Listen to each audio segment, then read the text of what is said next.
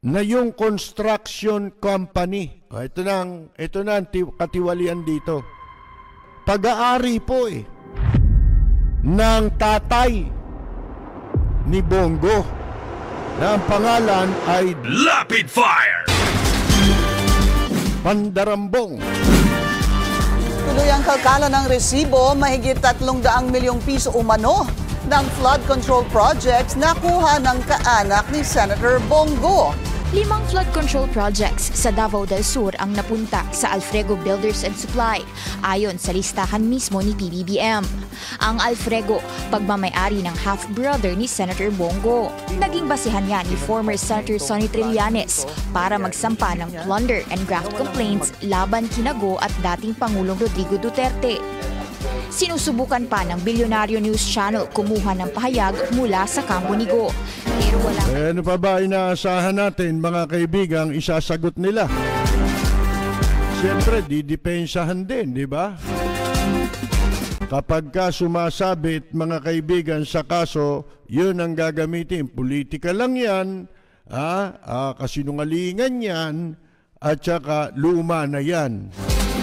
Yan ang talagang luma. Kayo, wala na kayong credibility sa gobyerno. Ang totoo niyan kahit sa totoo lang, kahit kasinungalingan ang sabihin mo ngayon, paniniwalaan Wala nang hindi paniniwalaan ngayon. Sinabi ni Trillanes na itong pamilya ni Go, kung matatandaan ninyo, na yung construction company, ito na ang katiwalian dito.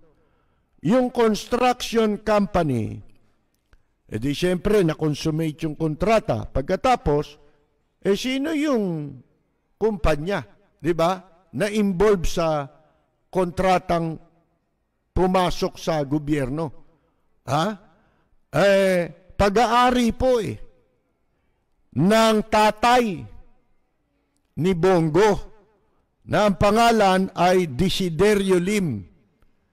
At ang kumpanya, yun ang nagmimay-ari, yung tatay ni Bongo. At ang pangalan ng kumpanya ay CLTG Builders.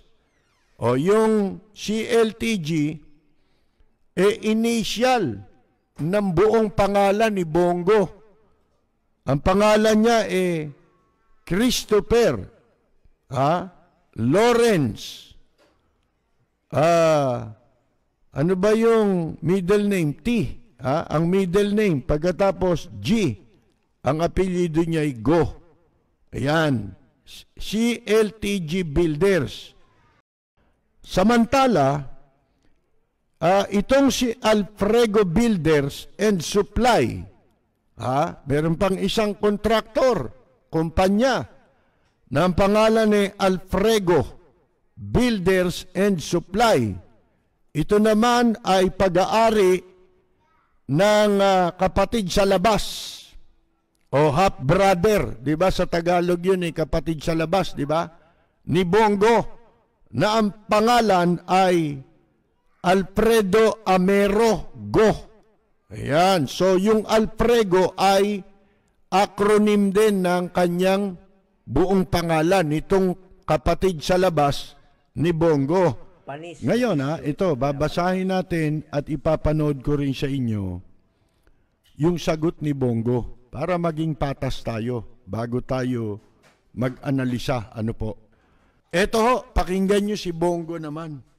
Panis na issue itong pinapalabas ni Trillanes. Wala na bang bago?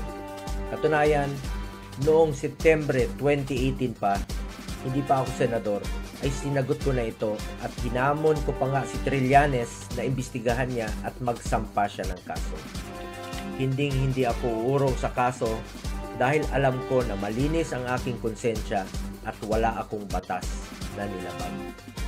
Ang tanong ay, nakinabang ba ako? Nakialam ba ako? Nag-impluwensya ba ako? Wala. Buti pa ang ibang tao nakakahingi ng tulong sa akin. Pero ang pamilya ko, di nakakalapit sa akin yan. Lalo na ang half-brother ko na magkaiba naman ang aming nanay. Naging mambabatas ka naman, Trillanes, at may mga abogado ka rin naman. Paano naging plunder laban sa akin at kay Pangulong Duterte ang isang lehitimong transaksyon ng gobyerno na wala naman kaming kinalaman? Sinabi ko na sa kanya noon na kung mapapatunayan niya ang paratang niya, magre-resign kaagad ako. Ayan po, mga kaibigan.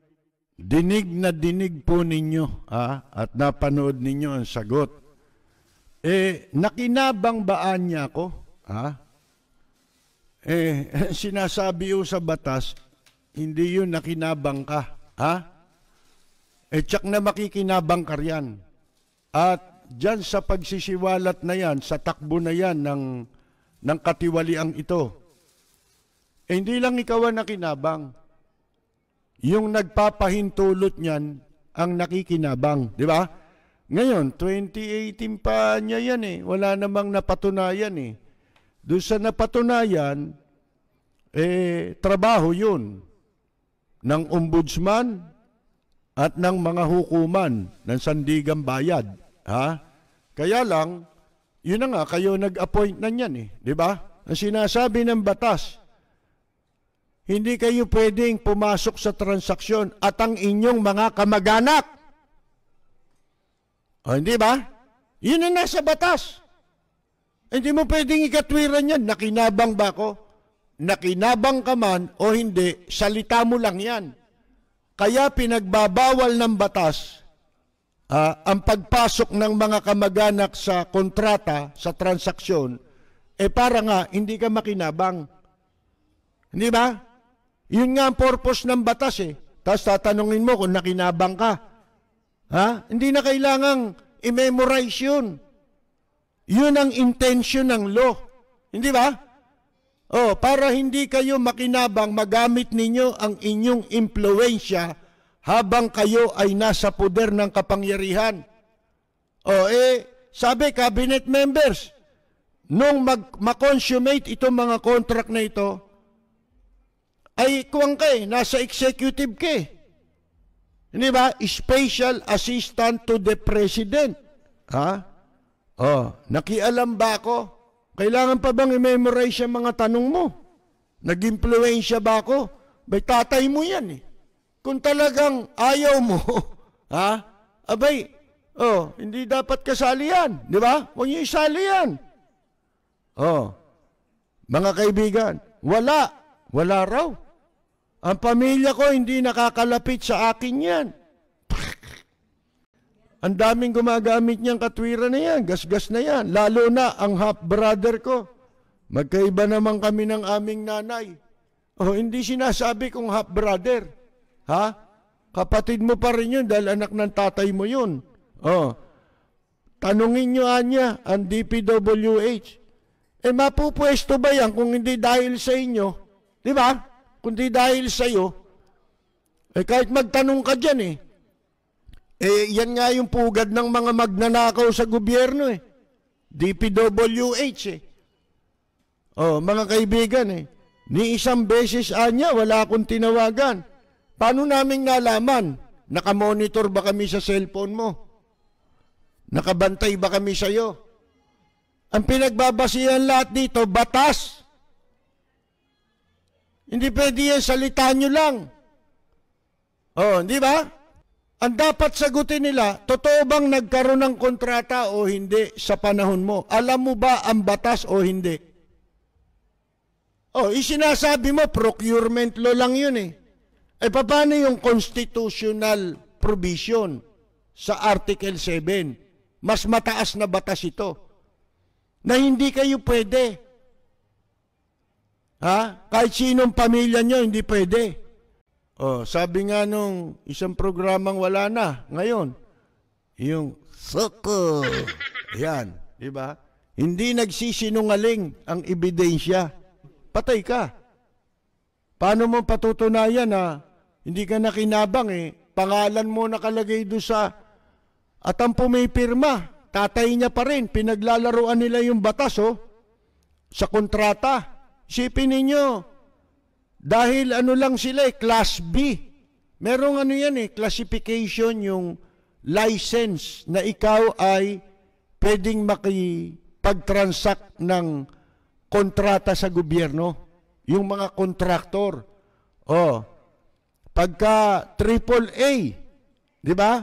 Yan, kahit na gaano kalaking project yan. Gaano mang kamahal yung project, pwede kang pumasok dyan, mag-participate sa mga bidding.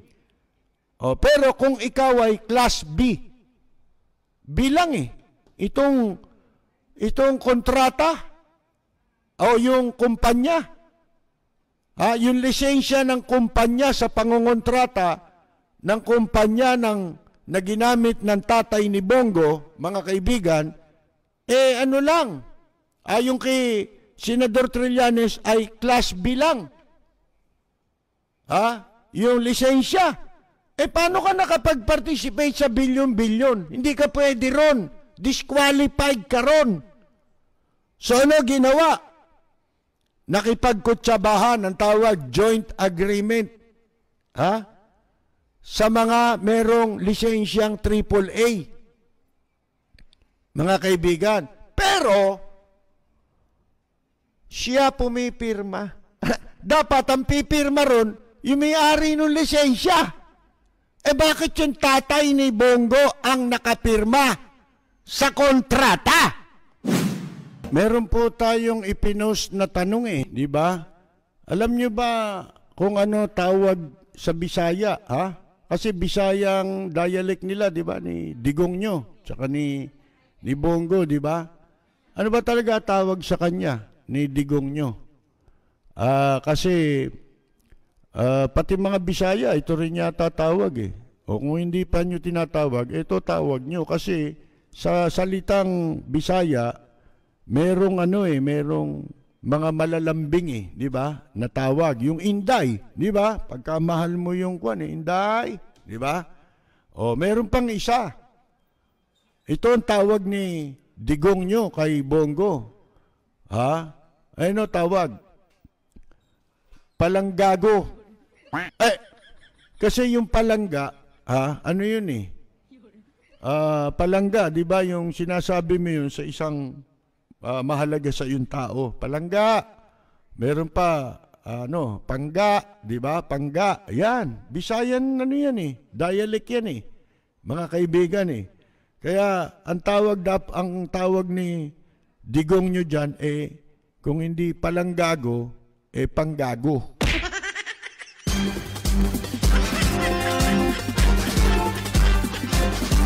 Masama ba yun? Lambing nga yun panggago. Ito po, si Percy Lapid. Maraming salamat at magandang gabi, Bong Revilla.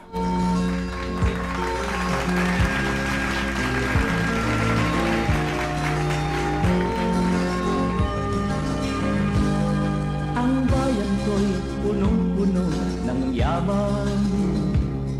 Bakit ko'y kailangan pang iwanan?